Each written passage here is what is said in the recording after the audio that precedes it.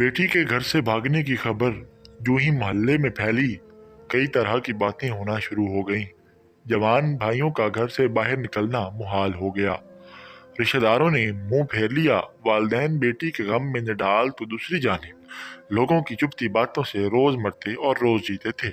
आखिरकार घर बदलने का फैसला कर लिया और वो घर बेचकर अनजान लोगों में घर ले लिया। मगर वालिद का दिल नहीं चाह रहा था वहां से जाने को। उसे अपनी बेटी का इंतजार था। बहुत कहने के बावजूद वो वहीं एक छोटी सी झोंपड़ी में पड़ा रहता। कई माह गुजर गए।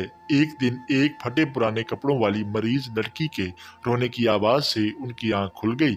कुछ देर तक वो पहचान नहीं पाया कि वो कौन है, मगर जब चेहरे से कपड़ा हटाया अपनी ही बेटी को पाँव में पड़ा पाया। वो मुसलसल ज़ारो कतार रोए जा रही थी और बहुत कहने के बावजूद भी वो अपने वालिद से नजरें नहीं मिला पाई।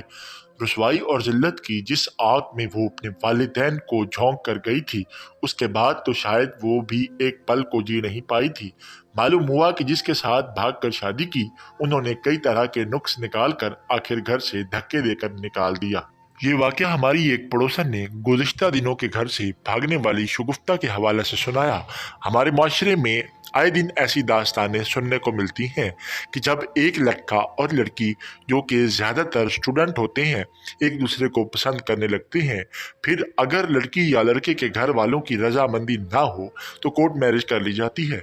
मुझे इन लड़कियों पर बहुत हैरत होती है जो किसी गैर शख्स के लिए अपने माँ बाप को दुख देती हैं और कोर्ट में जाकर शादी कर लेती हैं, वो भी इस माशरे में।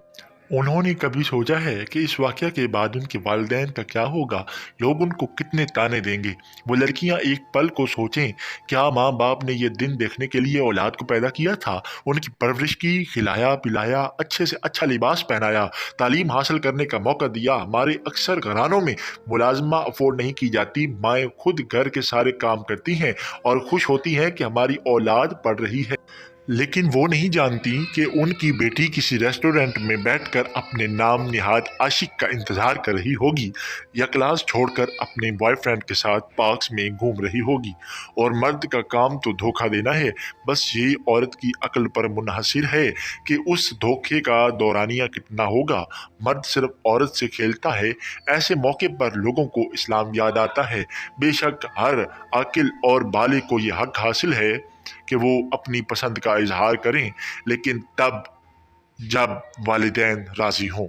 माँ बाप को दुख देकर कभी भी कोई खुश नहीं रह सकता। इस तरह की पसंद की शादियों में अक्सर देखा और सुना यही गया है कि लड़के के घर वाले लड़की को कबूल नहीं करते, फिर उन लड़कियों को दर दर की ठोकरें ही खानी पड़ती हैं।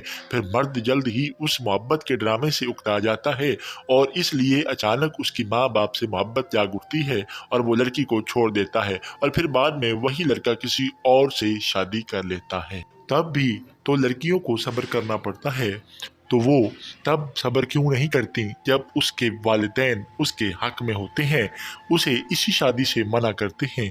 अगर वो वहाँ सब्र का मुजाहिरा करें तो उस दुनिया में अल्लाह उनको सब्र का फल देगा, नहीं तो आखिरत में उसका अज्र ज़रूर मिलेगा।